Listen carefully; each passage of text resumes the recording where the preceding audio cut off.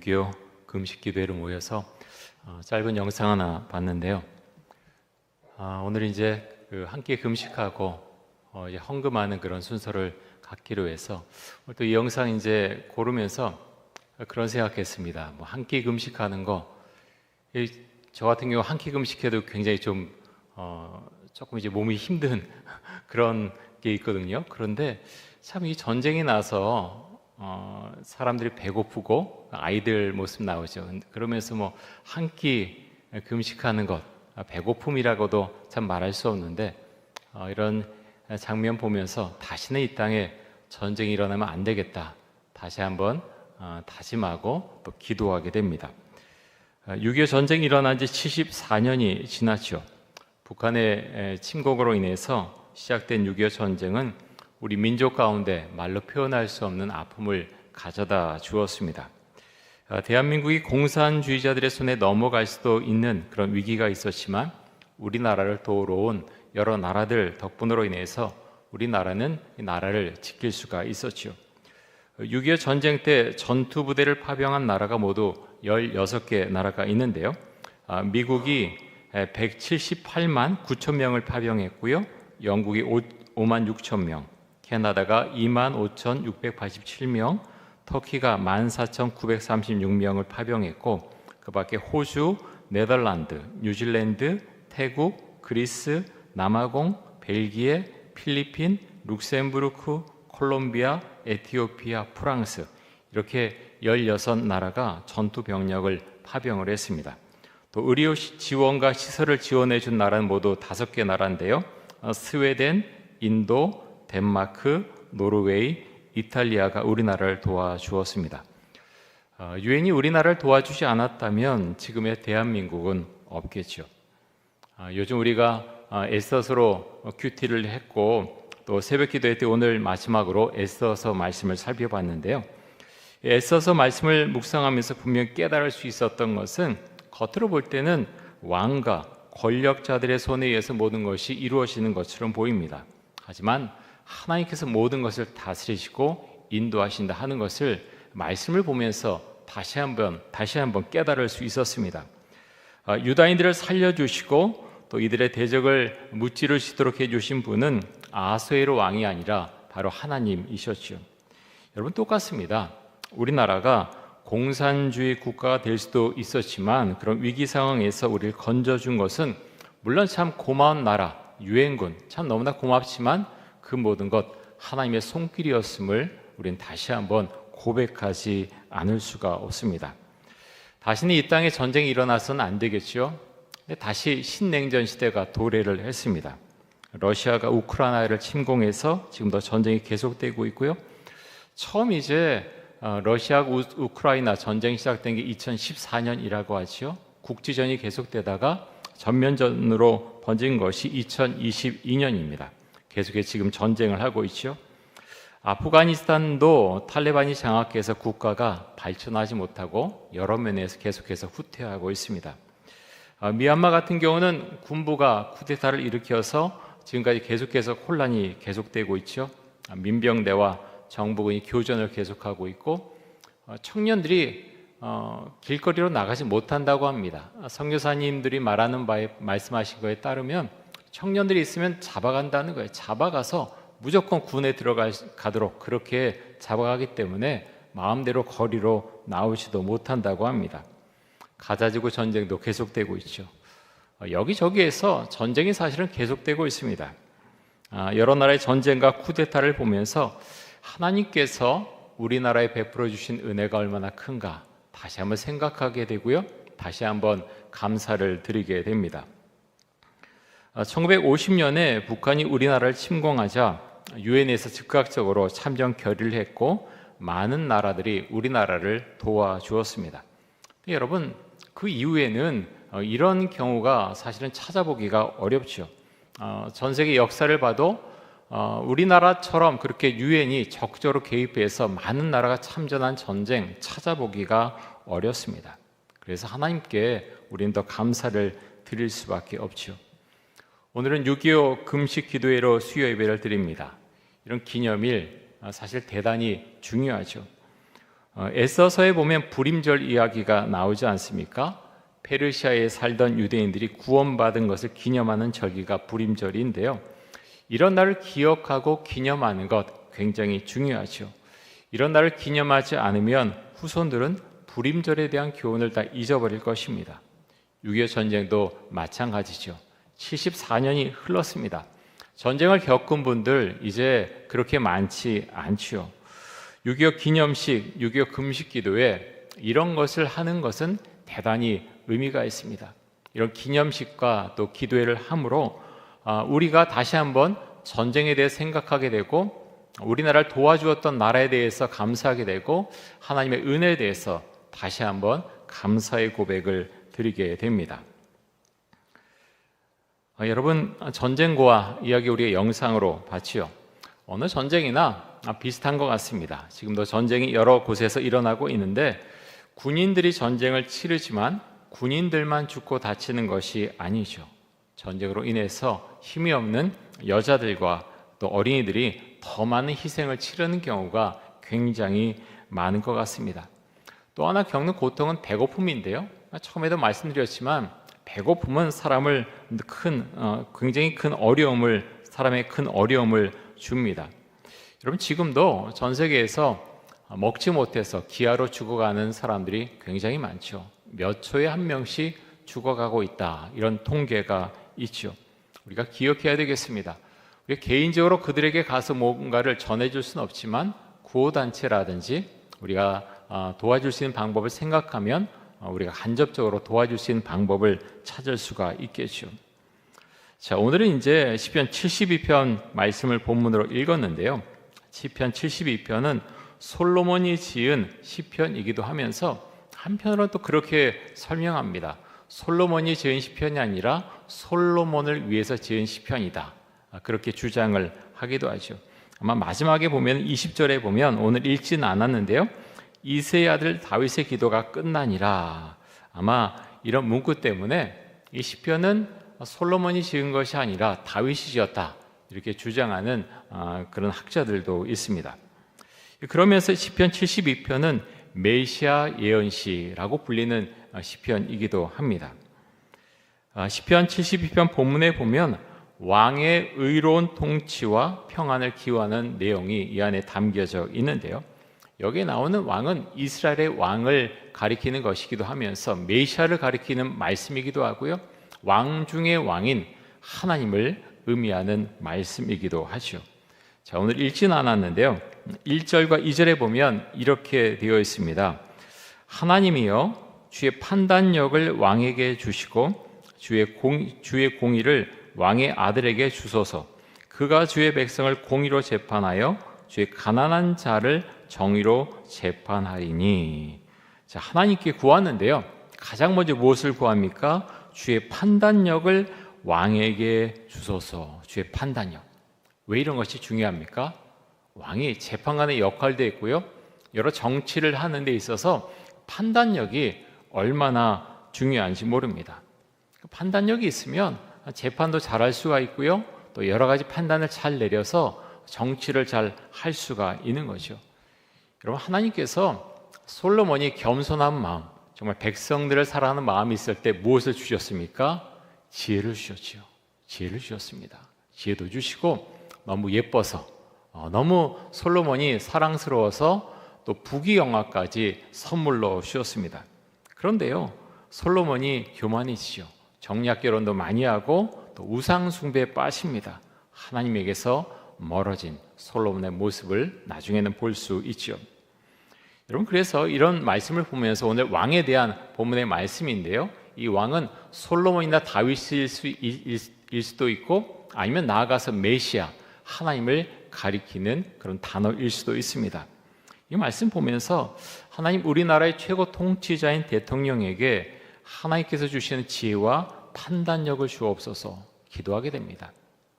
어떤 정권을 지지하느냐, 그런 문제가 아닙니다. 누가 보수든 진보든 우리나라의 대통령이 되면 이런 능력이 있어야죠. 오늘 이제 다윗이 그렇게 오늘 말씀에 보면 1절과 2절에 그렇게 기도하지 않습니까? 하나님이여 주의 판단력을 왕에게 주시고 주의 공의를 왕의 아들에게 주소서. 그가 주의 백성을 공의로 재판하며 주의 가난한 자를 정의로 재판하리니. 이렇게 하나님께 아뢰입니다. 너무나 중요하죠. 최고 통치자가 바른 판단력, 공의를 갖고 있느냐 없느냐는 너무나 중요합니다. 또 판사들이 정말 그 공의를 갖고 올바른 것을 가지고 재판을 하느냐 너무나 중요하죠. 올바른 판결을 내리는 것 참 중요합니다. 재판하는 거 굉장히 어려운 것 같습니다. 저는 법에 대해 전혀 모르는데요. 어떤 새로운 분야가 참 많지 않습니까? 그 분야에 대해서 판결 내리려면 공부를 굉장히 많이 해야 되는 것 같아요. 새로운 것들이 굉장히 많이 나타나서 공부도 해야 되고 또 증거들이 있는데 제한된 것들이 많이 있죠. 그런 가운데서 바른 판결을 내리는 것 참 쉽지는 않은 것 같습니다. 그러면서 오늘 말씀에 보면 가난한 자, 궁핍한 자에 대한 이야기가 특별히 많이 나오고 있습니다. 왜 그렇습니까?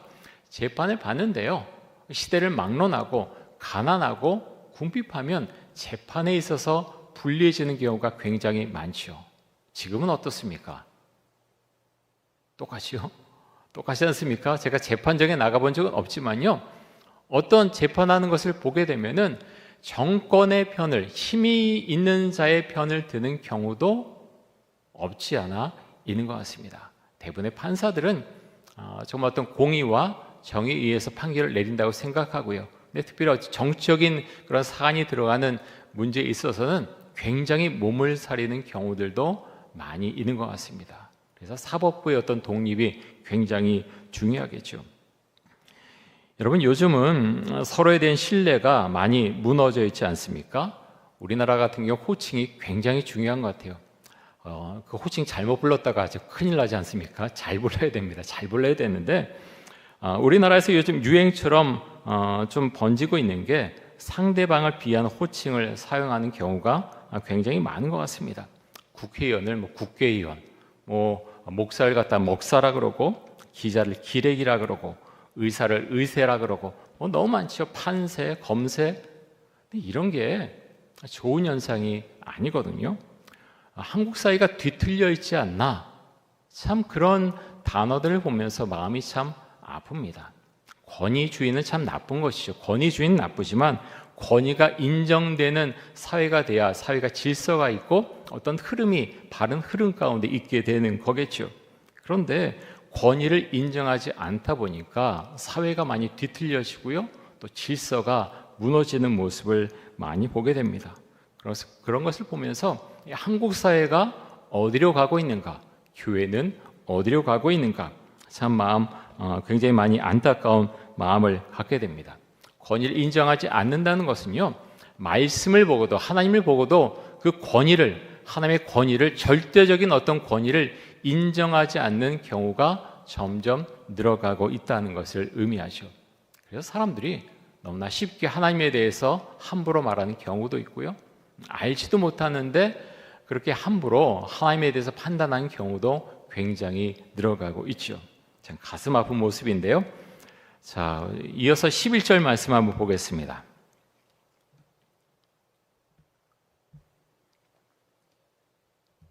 우리 11절 같이 한번 읽겠습니다. 모든 왕이 그의 앞에 부복하며 모든 민족이 다 그를 섬기리로다. 자, 모든 왕이 그의 앞에 부복하며 모든 민족이 다 그를 섬기리로다, 이렇게 기원하고 있습니다. 세상 모든 그런 국가의 왕들이 솔로몬이나 다윗 앞에 그렇게 엎드리기를 원하는 그런 기도를 드리고 있죠.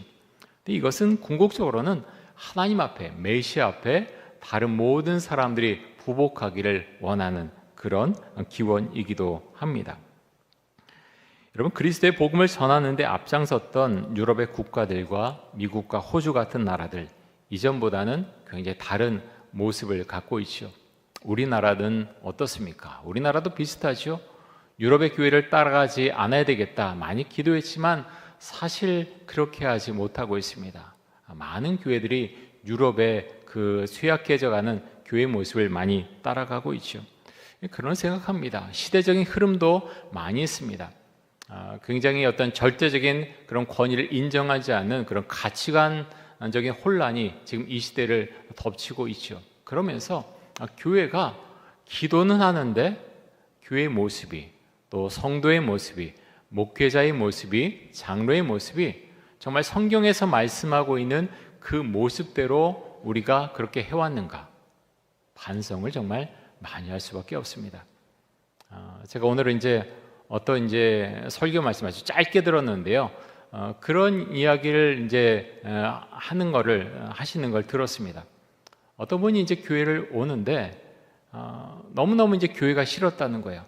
교회 처음에 왔을 때 선배라는 사람한테 너무나, 요즘 어린아이들도 많이 괴롭히죠. 중학생 때인가 고등학생 때 굉장히 괴롭힘 당해서 교회라는 말만 들으면 아주 치가 떨리는, 근데 결혼했는데 시부모님이 교회를 잘 다니는 분이세요.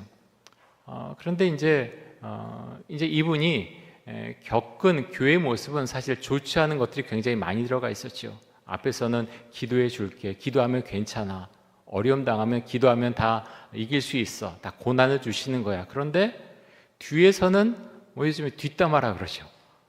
그런 것을 하는 것을 기분이 듣게 되니까, 교회 다니는 사람들이 이렇지? 왜 이렇지?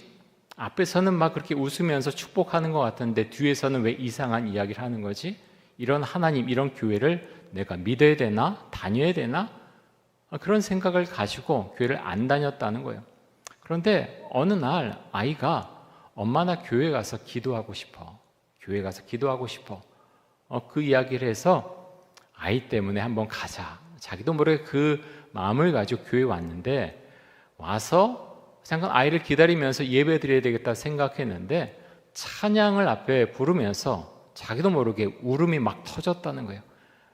예배 시간 내내 울다가 나왔다는 이야기를 합니다. 그러면서 교회 온 지 1년 됐습니다. 그러면서 은혜 받은 이야기를 하는 이야기를 말씀을 들었는데요. 여러분, 그렇죠. 우리가 하나님을 믿는 것, 우리가 어떻게 믿어야 되나, 교회는 어떤 모습을 갖고 있어야 되나, 참 많은 고민이 필요하면서 본질로 돌아가는 것이 우리에게는 너무나 필요하다, 그런 생각을 하게 됩니다. 수많은 일들이 있지 않습니까? 총회적으로도 보면요, 여러 가지 골치 아픈 일들이 자꾸 터집니다. 보면서 교회가 왜 그러나 하는 생각을 갖게 되고요. 중요한 건 말씀대로 우리가 가지 않고 자꾸 여러 가지를 포장하고 사람들에게 보이는 것만 자꾸 보이려고 하고, 이러다 보니까 자꾸 우리도 모르게 어떤 위선적인 모습이 밖으로 드러나는 것이 아닌가, 그런 가슴 아픈 그런 모습, 가슴 아픈 생각을 해보게 됩니다. 우리가 하나님을 잘 믿어야 되겠지요. 자, 12절과 13절 말씀을 보겠습니다.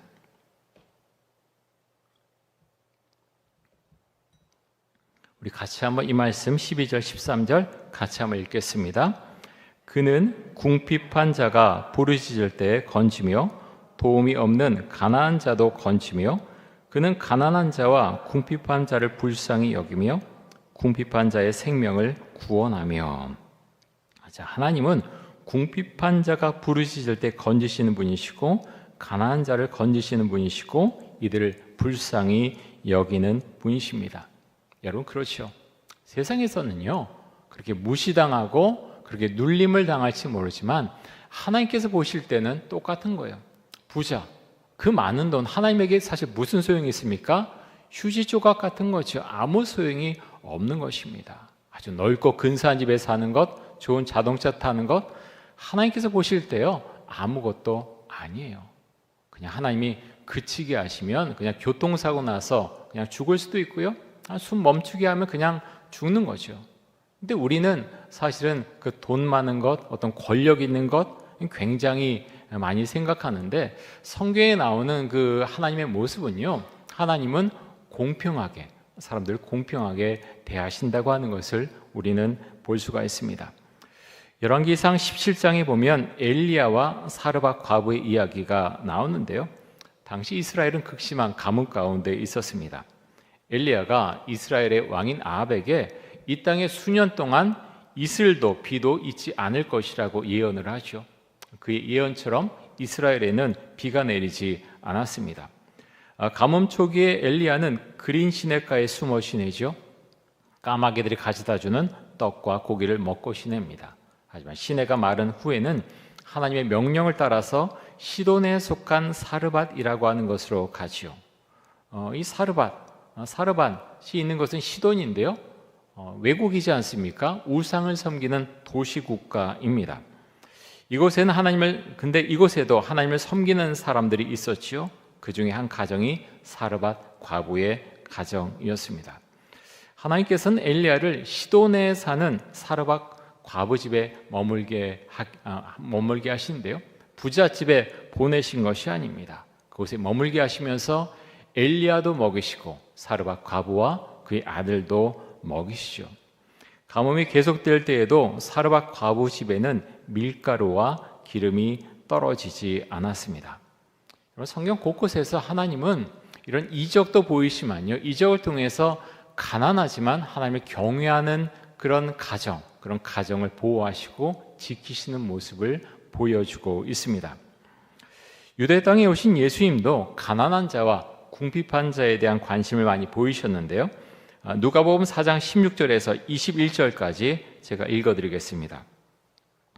예수께서 그 자라나신 곳 나사렛에 이르사 안식일에 늘 하시던 대로 회당에 들어가사 성경을 읽으려고 서심해 선지자 이사야의 글을 들이거늘 책을 펴서 이렇게 기록된 데를 찾으시니 곧 주의 성령이 내게 임하셨으니 이는 가난한 자에게 복음을 전하게 하시려고 내게 기름을 부으시고 나를 보내사 포로된 자에게 자유를, 눈먼 자에게 다시 보게 함을 전파하며 눌린 자를 자유롭게 하고 주의 은혜를 전파하게 하려 하심이라 하였더라.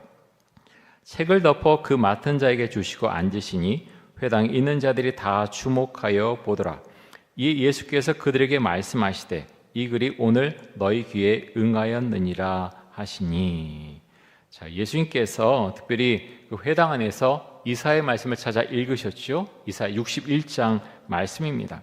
이 말씀이 나에게 임했다라고 선포를 하십니다. 가난한 자에게 복음을 전하고 또 포로된 자에게 자유를, 눈먼 자에게 다시 보게 함을 전파하고 눌린 자를 자유롭게 하고 주의 은혜를 전파하려 하심이라 라고 하면서 이 말씀이 응했다, 이루어졌다라고 예수님께서 말씀을 하시오. 여기 나오는 주의 은혜는요, 희년을 의미하는 말씀이기도 하면서 예수님께서 이제 열어가시는 새로운 시대를 가리키고 있습니다. 어떤 시대입니까? 구원의 시대를 말하고 있죠. 구원의 시대, 예수님께서 우리에게 새로운 사명을 주셨는데요. 그 사명이 무엇입니까? 전도죠. 전도하는 것이 우리의 사명입니다. 그 역할을 우리가 잘 감당해 나갈 수 있어야 되겠습니다. 자, 오늘 말씀 가운데에서 시편 72편 14절 말씀 한번 보겠습니다.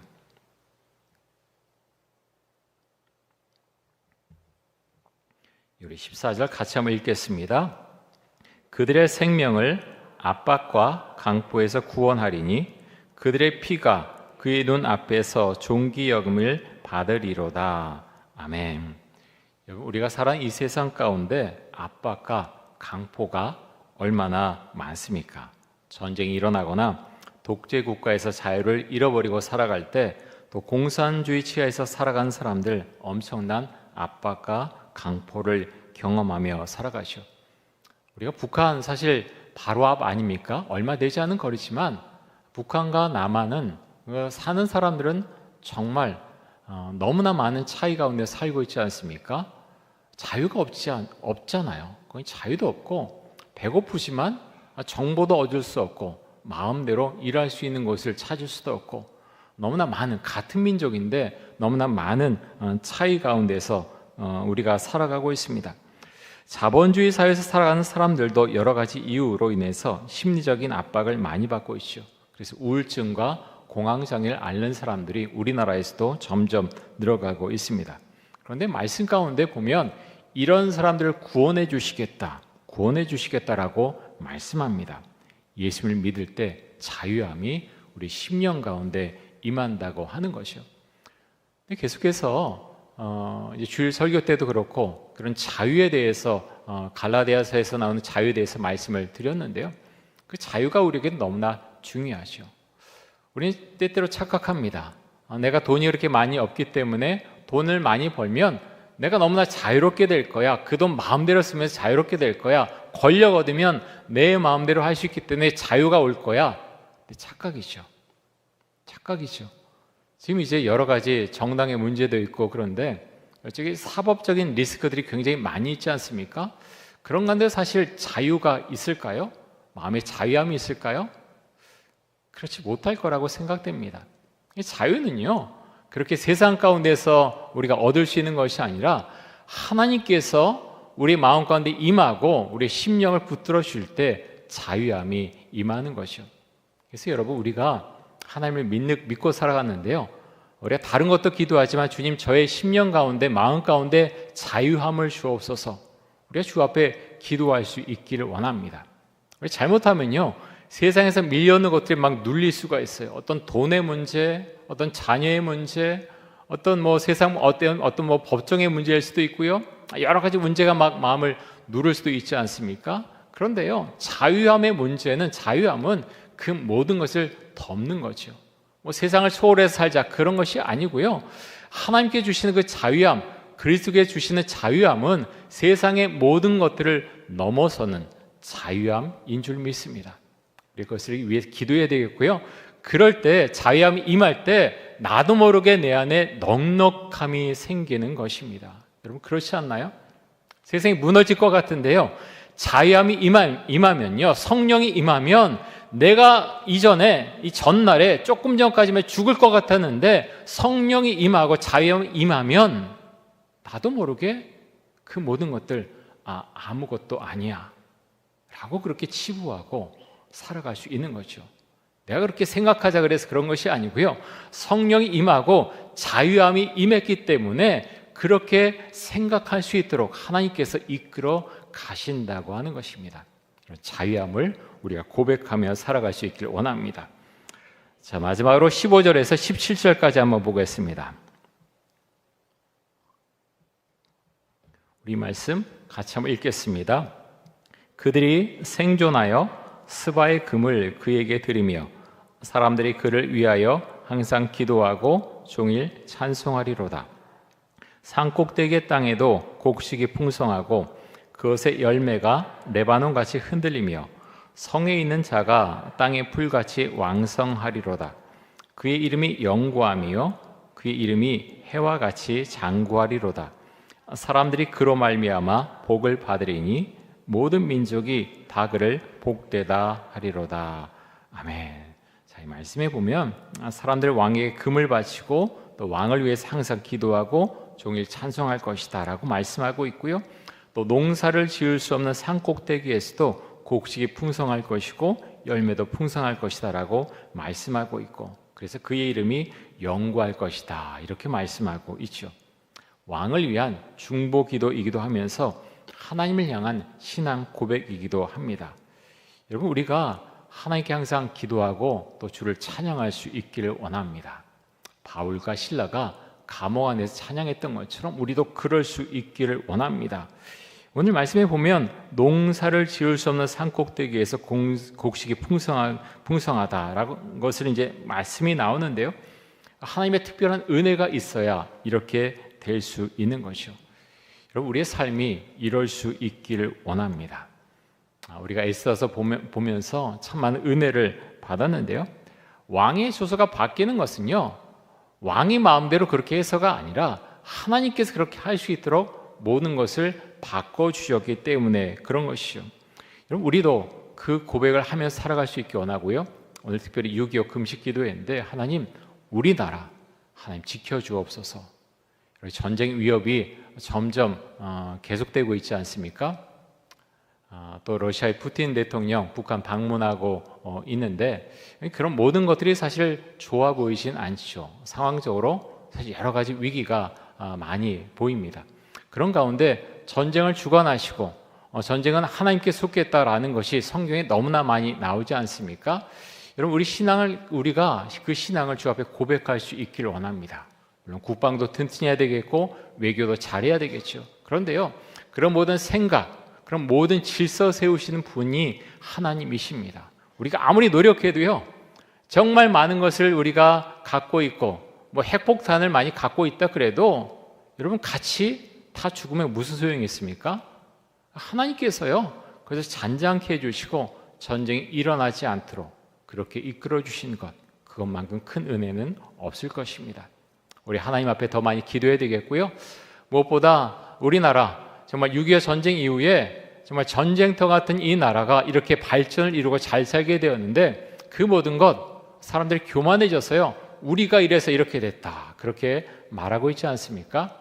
너무 교만한 모습입니다. 교만하면 무너집니다. 하나님께서 많은 은혜를 베풀어 주셨는데 하나님 앞에 겸비한 나라, 겸비한 그런 사람들이 되게 해달라고 많이 기도해 주시기 바랍니다. 기도하고 마치겠습니다. 사랑해 주님, 6.25 금식 기도회를 맞이해서 하나님 아버지, 하나님께서 우리나라 가운데 얼마나 많은 은혜를 베풀어 주셨는가 우리가 다시 한번 생각하고 하나님께 감사, 찬양과 영광을 올려드립니다. 하나님, 6.25 전쟁이 일어난 지 벌써 74년이 지났습니다. 많은 사람들이 전쟁에 대해서 잊어버렸고 어떻게 하나님께서 이 땅 가운데 은혜를 베풀어 주셨는가 그것을 다 잊고 살아가는 때도 많이 있습니다. 하나님께서 이 땅 가운데 은혜를 베풀어 주셨고 유엔을 통해서 많은 나라를, 이 땅에 많은 나라의 장병들이 이 땅에 와서 이 땅을 지켜 주었습니다. 그 은혜를 우리가 잊지 않도록 해주시고, 하나님 아버지, 하나님 우리나라를 하나님의 장중에 하나님께 품어주지 않으면 우리나라가 다시 위기 가운데 거할 수 있다고 하는 것을 우리가 기억할 수 있기를 원합니다. 이 땅에서 다시는 전쟁이 일어나지 않도록 주님 막아주시고, 정말 이 민족이, 대한민국이 하나님만을 경외하는 나라가 될 수 있도록, 그래서 하나님 더 나아가서 전 세계에 그렇게 선교사들을 더 많이 파송하고 복음을 전하는 나라가 될 수 있기를 간절히 원합니다. 공산주의 정권이 이제는 북한에서 하나님 그들이 멸망을 당하도록 해주시고, 하나님 이 땅에 하나님 자유와 또 통일의 그날을 주시기를 간절히 원합니다. 하나님께서 하시면 능히 하실 수 있사오니 이 땅에 다시 평화와 또 통일과 은혜와 자유를 허락하여 주옵소서. 감사드리며 예수 그리스도의 이름으로 기도드립니다. 아멘.